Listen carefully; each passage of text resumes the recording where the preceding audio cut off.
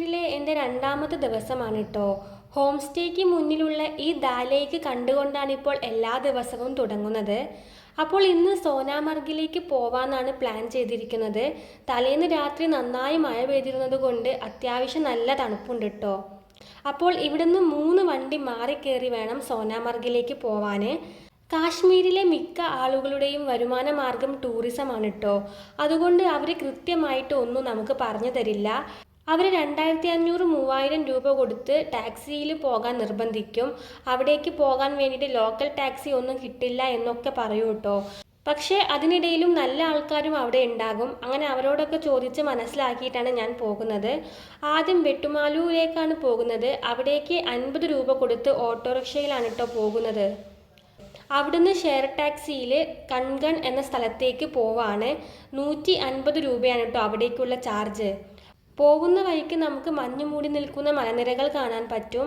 അപ്പോൾ ഇന്നലെ ഉണ്ടായതിനേക്കാൾ കൂടുതൽ മഞ്ഞ് ഇവിടെ കാണാൻ പറ്റുമെന്ന പ്രതീക്ഷയിലാണ് കേട്ടോ ഞാൻ.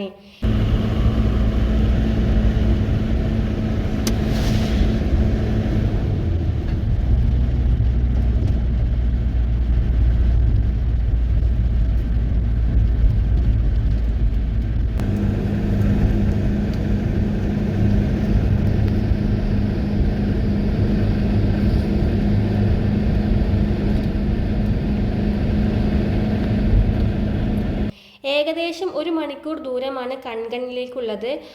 അവിടെ എത്തിയപ്പോൾ തന്നെ സോനാമർഗിലേക്കുള്ള ഷെയർ ടാക്സി കിട്ടി. 120 രൂപയാണ് കേട്ടോ സോനാമർഗിലേക്ക് ഉള്ള ചാർജ്.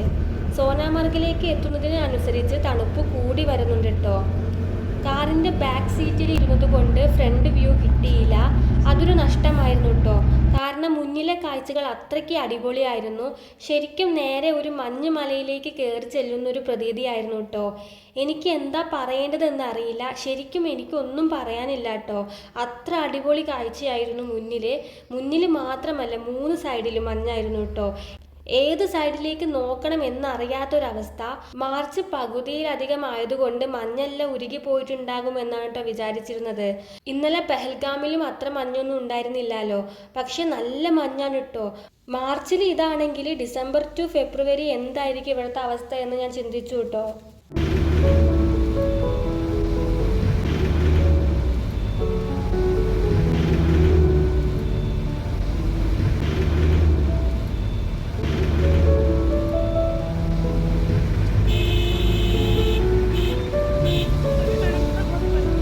അങ്ങനെ ഞാൻ സോനാമർഗിലെത്തി. ഇത്ര മഞ്ഞ് ഞാൻ എൻ്റെ ജീവിതത്തിൽ കണ്ടിട്ടില്ല കേട്ടോ. ഇന്നലെ പെഹൽഗാമിൽ മഞ്ഞ് കണ്ടെങ്കിലും ഇത്ര ഉണ്ടായിരുന്നില്ല. എനിക്ക് ഏത് സൈഡിലേക്ക് നോക്കണമെന്ന് കൺഫ്യൂഷൻ ആയിപ്പോയിട്ടോ. മുന്നിലും സൈഡിലും ബാക്കിലും 4 ഭാഗത്തും മഞ്ഞിൻ്റെ കാഴ്ചകളാണ്. എന്ത് ഭംഗിയാണെന്നോ ഇത് കാണാൻ.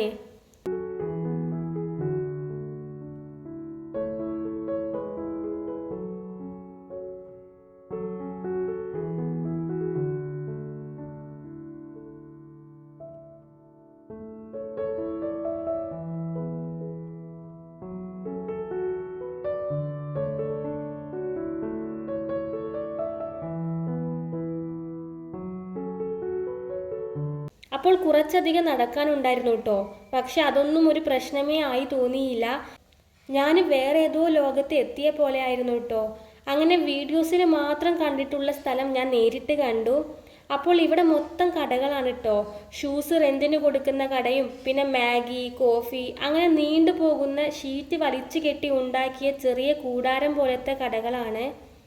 ഇന്നലെ ഷൂസ് റെൻറ്റിന് എടുത്തിട്ടുണ്ടായിരുന്നില്ല കേട്ടോ. അതുകൊണ്ട് തന്നെ മഞ്ഞിലേക്ക് ഇറങ്ങാൻ കുറച്ചധികം ബുദ്ധിമുട്ടായിരുന്നു.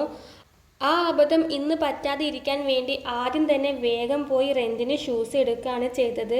100 രൂപയാണ് കേട്ടോ ഇവിടുത്തെ ഷൂസിൻ്റെ റെൻറ്റ്. നമ്മുടെ കാലിൻ്റെ അളവിനനുസരിച്ചുള്ള ഷൂസ് നമുക്ക് തിരഞ്ഞെടുക്കാം. ഇത് ഇട്ടിട്ട് ആദ്യം നടക്കാൻ ചെറിയൊരു ബുദ്ധിമുട്ടാണ് കേട്ടോ. നമ്മുടെ ഷൂസ് നമുക്ക് അവിടെ തന്നെ സൂക്ഷിക്കാൻ വേണ്ടി ഏൽപ്പിക്കാം. അങ്ങനെ ഞാൻ ഇതിൻ്റെ ഉള്ളിലേക്ക് കയറി. ഇവിടെ മെയിനായിട്ട് കുറച്ച് സ്നോ ആക്ടിവിറ്റീസ് ആണ് കേട്ടോ ഉള്ളത്. മഞ്ഞിലൂടെ പോകുന്ന കുറേ വണ്ടികളുണ്ട്. 2000 ഒക്കെയാണ് കേട്ടോ ആദ്യം പറയുക. പിന്നെ കുറച്ച് 500 വരെയായി. പക്ഷേ എനിക്കതിൽ കയറാൻ വലിയ താല്പര്യമുണ്ടായിരുന്നില്ല. അതുകൊണ്ട് ഞാൻ കയറിയില്ല. ഇവിടെ വന്നപ്പോൾ ഞാൻ ആദ്യം ചെയ്തത് വീട്ടിലേക്ക് വീഡിയോ കോൾ ചെയ്യാൻ കേട്ടോ. ശരിക്കും അവരൊക്കെ കാണേണ്ട ഒരു കാഴ്ചയാണിത്. ഇനി എന്തെങ്കിലും ഒരുപാട് പൈസയൊക്കെ ആവുമ്പോൾ അവരെയും കൊണ്ട് ഇവിടേക്ക് വരണം. ജീവിതത്തിൽ ഒരിക്കലെങ്കിലും നമ്മൾ നേരിട്ട് കാണേണ്ട ഒരു കാഴ്ചയാണ് കേട്ടോ ഇതെല്ലാം. വേറെ ഒരു ലോകത്ത് എത്തിയ ഒരു പ്രതീതിയാണ് കേട്ടോ. എവിടെ നിന്ന് കാഴ്ചകൾ കണ്ടു തുടങ്ങണം എന്ന് പോലും അറിയുന്നുണ്ടായിരുന്നില്ല.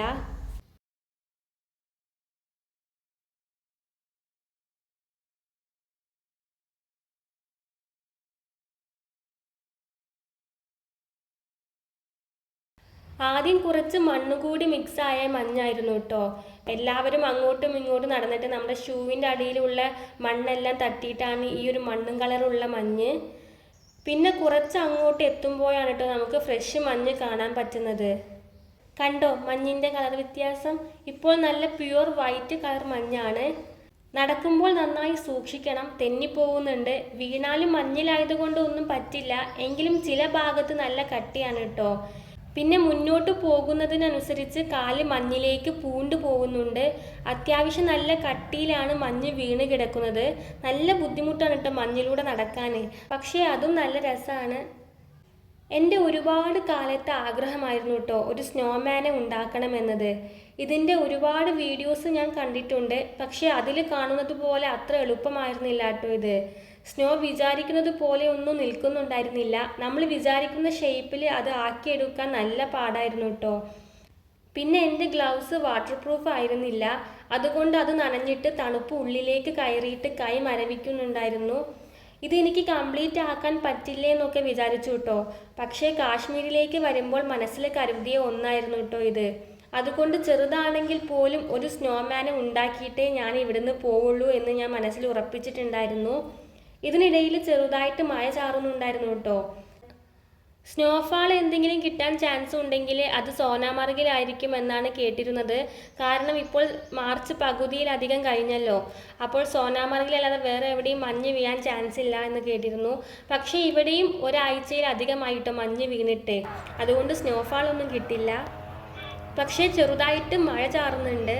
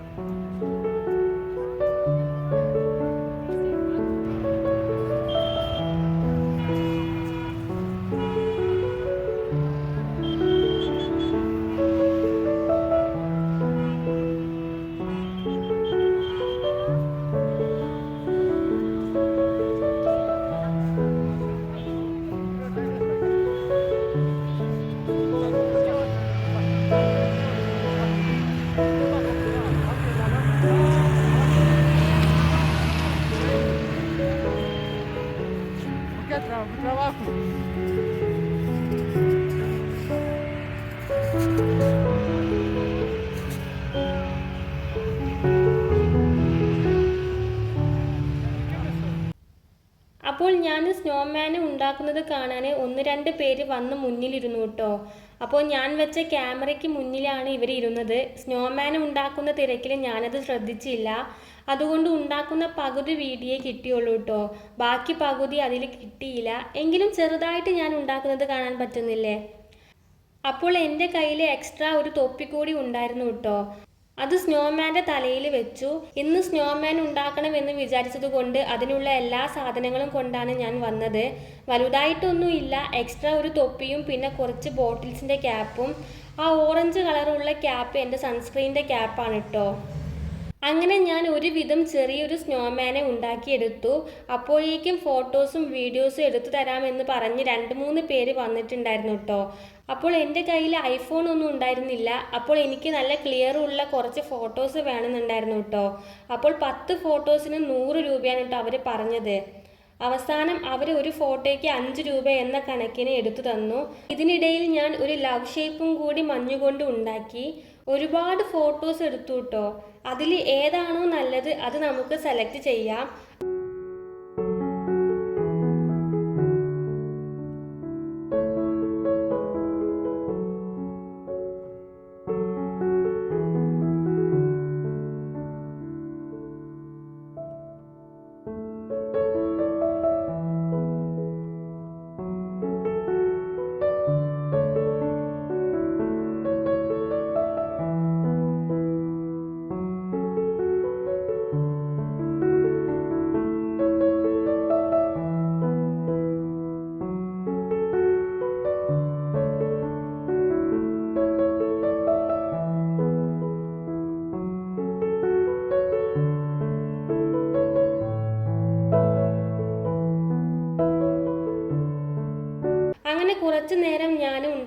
സ്നോമാൻ്റെ കൂടെ ടൈം സ്പെൻഡ് ചെയ്ത് ഞാൻ അവിടെ നിന്ന് മാറി.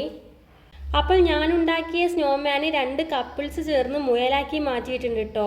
നല്ല ഭംഗി ഉണ്ടായിരുന്നു കേട്ടോ കാണാൻ. എനിക്ക് സ്നോമാനേക്കാൾ കൂടുതൽ മുയലിനെയാണ് ഇഷ്ടമായത്. അത് കുറച്ചും കൂടി ക്യൂട്ടായിരുന്നു കേട്ടോ.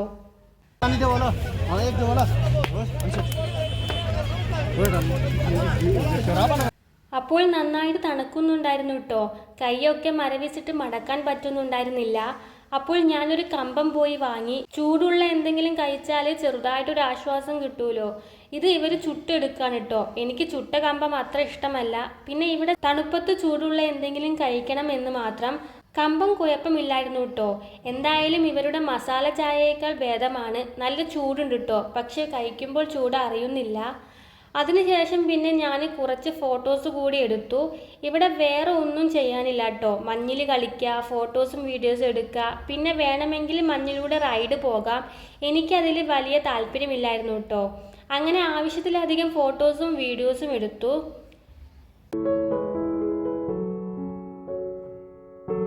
പിന്നെ ഞാൻ എൻ്റെ കയ്യിലുള്ള കുപ്പിയിൽ മഞ്ഞ് നിറച്ചു കേട്ടോ. നല്ല ഫ്രഷ് മഞ്ഞ് പാറപ്പുറത്ത് കിടക്കുന്നുണ്ടായിരുന്നു. ഫ്രഷ് ആണോ എന്ന് അറിയില്ല, എങ്കിലും എല്ലാവരും ചവിട്ടിയ നിലത്ത് കിടക്കുന്ന മഞ്ഞിനേക്കാളും ബെറ്റർ ആണെന്ന് തോന്നി. ഇതിൽ ആരും ചവിട്ടാൻ ചാൻസ് ഇല്ലല്ലോ. അപ്പോൾ ഇത് എന്തിനാണ് കുപ്പിയിൽ നിറയ്ക്കുന്നത് എന്ന് ചോദിച്ചാൽ എൻ്റെ കുറച്ച് ഫ്രണ്ട്സിന് വേണ്ടിയാണ് കേട്ടോ. കാശ്മീരിൽ വന്നിട്ട് അവർക്കൊന്നും കൊണ്ടു കൊടുത്തില്ല എന്ന് പറയാൻ പാടില്ലല്ലോ. അതുകൊണ്ട് മഞ്ഞ് തന്നെ അവർക്ക് വേണ്ടി ഞാൻ എടുത്തു.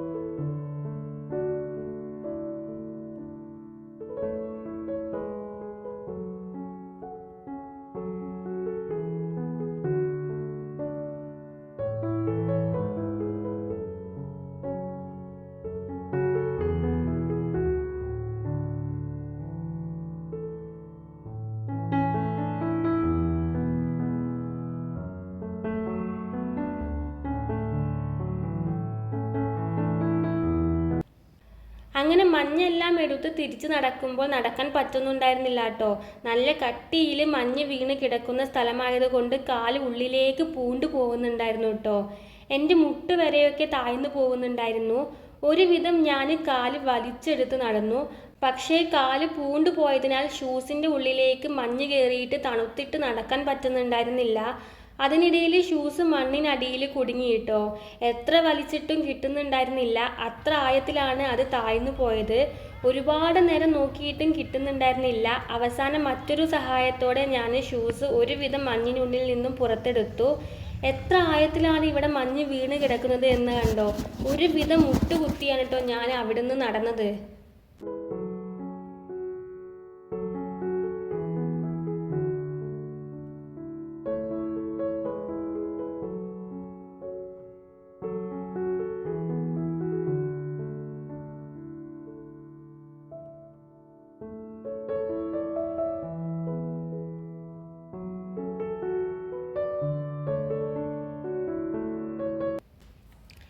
ഞാൻ ആകെ തണുത്ത് മരവിച്ച് നിൽക്കുകയാണ്.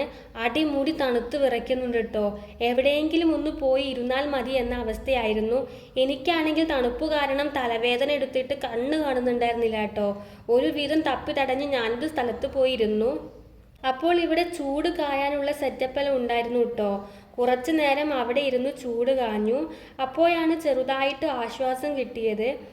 നല്ല തണുപ്പാണ് കേട്ടോ. വാഴയിലൂടെ പുകയെല്ലാം വരുന്നുണ്ട്. ഇന്നാണ് കേട്ടോ ഇത്ര ക്ലിയർ ആയിട്ട് വാഴയിലൂടെ പുക വരുന്നത് കാണുന്നത്.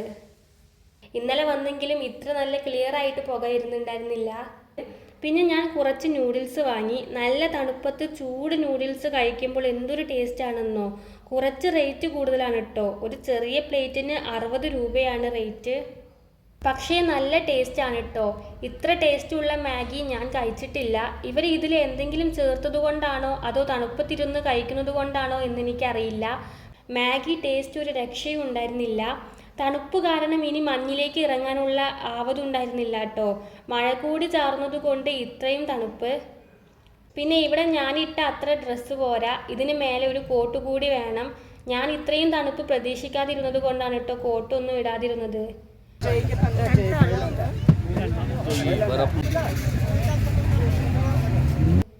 എന്തായാലും ആൾക്കാരെല്ലാം പോയി തുടങ്ങിയിട്ടുണ്ട്. ഇവിടുത്തെ ആക്ടിവിറ്റീസും എല്ലാം സ്റ്റോപ്പായി തുടങ്ങിയിട്ടുണ്ട് കേട്ടോ. അങ്ങനെ ഞാനും തിരിച്ചു പോകാൻ വേണ്ടി ഇറങ്ങി. സമയം 5 മണിയായിട്ടുണ്ട് കേട്ടോ. സമയം വൈകിയത് കൊണ്ട് എനിക്ക് ചെറുതായിട്ടൊന്ന് പണി കിട്ടി. വന്നതുപോലെ തിരിച്ചു പോകാൻ ഷെയർ ടാക്സി ഉണ്ടായിരുന്നില്ല കേട്ടോ. 4 മണി വരെ മാത്രമേ ഇവിടെ ഷെയർ ടാക്സി കിട്ടുള്ളൂ കേട്ടോ. അത് കഴിഞ്ഞാൽ തണുപ്പ് കൂടുന്നത് കൊണ്ട് അവർ തിരിച്ചു പോകും. ഇതെനിക്ക് അറിയില്ലായിരുന്നു കേട്ടോ. ഇവിടെ ഇപ്പോൾ പ്രൈവറ്റ് ടാക്സി മാത്രമേ ഉള്ളൂ. അവരാണെങ്കിൽ 2000-2500 ഒക്കെയാണ് കേട്ടോ ചോദിക്കുന്നത്. അതും കൊടുത്ത് പോവുകയാണെങ്കിൽ കാശ്മീർ ട്രിപ്പ് ഇന്ന് അവസാനിക്കും. കാരണം എൻ്റെ ബഡ്ജറ്റ് തീരും. അതുകൊണ്ട് എന്താ ചെയ്യേണ്ടത് എന്ന് അറിയാത്തൊരവസ്ഥയായി പോയിട്ടോ. റോഡാണെങ്കിൽ വിജനമായിക്കൊണ്ടിരിക്കുകയാണ്. ആൾക്കാരെ ഒന്നും കാണാനില്ല. തണുത്തിട്ടാണെങ്കിൽ നടക്കാൻ പോലും പറ്റുന്നുണ്ടായിരുന്നില്ല കേട്ടോ. ചെറുതായിട്ട് പേടിയാവുന്നുണ്ടായിരുന്നു കേട്ടോ. ഈ തണുപ്പത്ത് ഇന്ന് ഇവിടെ കുടുങ്ങിപ്പോയാൽ എന്ത് ചെയ്യുമെന്ന് ഓർത്തിട്ട്. ഇവിടെയുള്ള ഹോട്ടലിലൊക്കെ ഒരു നൈറ്റിന് 10,000 രൂപയൊക്കെയാണ് റേറ്റ് വരുന്നത്. എൻ്റെ മൊത്തം കാശ്മീർ ട്രിപ്പിന് പോലും അത്രയും പൈസ വരുന്നില്ല. എന്തായാലും അവസാനം എനിക്കൊരു വണ്ടി കിട്ടി. ഒരു ട്രാവലർ ആയിരുന്നു കേട്ടോ. മഹാരാഷ്ട്രയിലുള്ള ഒരു ഫാമിലി വന്ന ട്രാവലർ ആയിരുന്നു. അവർ എന്നെ ശ്രീനഗർ വരെ ആക്കി തരാമെന്ന് പറഞ്ഞു. 400 രൂപയാണ് കേട്ടോ അവർ ചോദിച്ചത്. ഞാൻ പിന്നെ വേറെ ഒന്നും നോക്കിയില്ല, വേഗം 400 കൊടുത്തിട്ട് കയറി. പിന്നെ 400 രൂപ നഷ്ടമായിട്ട് എനിക്ക് തോന്നിയില്ല കേട്ടോ. കാരണം ഇവിടെ വരെ എത്താൻ ഏകദേശം 300 രൂപയ്ക്കടുത്ത് ആയിട്ടുണ്ടായിരുന്നു. ഒരു 100 രൂപ എക്സ്ട്രാ വന്നേ ഉള്ളൂ. എന്തായാലും സേഫായിട്ട് ശ്രീനഗർ വരെ എത്താലോ. അവർ സ്ത്രീകളും കുട്ടികളും അടങ്ങുന്ന ഒരു 15 പേരുള്ള ഫാമിലി ആയിരുന്നു കേട്ടോ. അപ്പോൾ എൻ്റെ ഫോണിൻ്റെ ചാർജൊക്കെ കഴിഞ്ഞു കേട്ടോ. തണുപ്പായതുകൊണ്ട് വേഗം ചാർജ് തീരുന്നുണ്ട്. ശ്രീനഗറിൽ എത്തുമ്പോഴേക്കും ഫോൺ ഓഫ് ആവാതെ നോക്കേണ്ടത് കൊണ്ട് ഞാൻ വീഡിയോ ഇവിടെ എൻഡ് ചെയ്യാണ്. അപ്പോൾ നാളെ ഗുൽമർഗിലേക്കാണ് പോകുന്നത്. അപ്പോൾ അതിൻ്റെ വീഡിയോസുമായിട്ട് ഞാൻ വരാം. Bye bye.